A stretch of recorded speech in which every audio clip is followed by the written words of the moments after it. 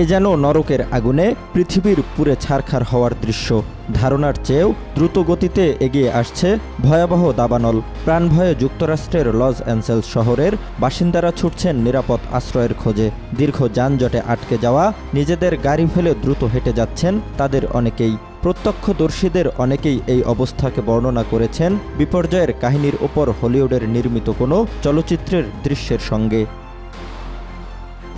মঙ্গলবার রাতে যুক্তরাষ্ট্রের লস অ্যাঞ্জেলসের উপকূলীয় অভিজাত এলাকা প্যাসিফিক প্যালিসেডসে এই দাবানল শুরু হয়। বুধবার মধ্যরাতে ১০০ কিলোমিটার গতিতে বাতাস বইতে থাকে।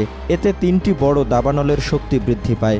ভয়াবহ এই দাবানলে ৩০,০০০-এরও বেশি মানুষ তাদের ঘরবাড়ি ছেড়েছেন। আগুনে দগ্ধ হয়ে এখন পর্যন্ত অন্তত ৫ জন নিহত হয়েছেন। এই আগুন থেকে বাঁচতে পায়ে হেঁটে বাড়ি ছেড়েছেন হলিউড তারকারাও।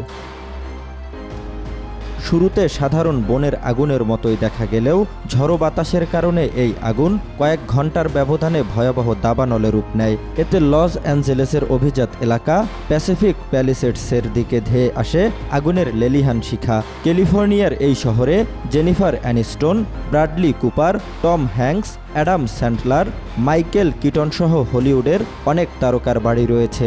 জানা গেছে দাবানলে এরই মধ্যে সঙ্গীত শিল্পী প্যারিস হিলটন এবং অভিনেতা বিলি ক্রিস্টালের ঘরবাড়ি পুড়ে গেছে।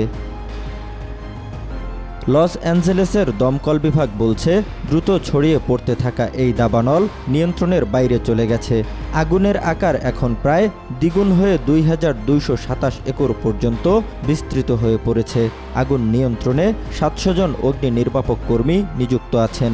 স্থানীয় কর্মকর্তারা বলছেন দমকা বাতাস এবং অবিশ্বাস্যভাবে শুষ্ক অবস্থার কারণে আগুন ব্যাপকভাবে ছড়িয়ে পড়েছে। তীব্র বাতাসের গতির সঙ্গে তাদের মোকাবেলা করতে হচ্ছে।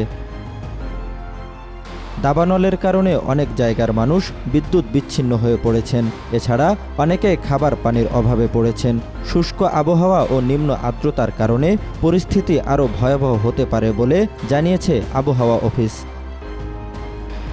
জহিরুল ইসলাম, আজকাল।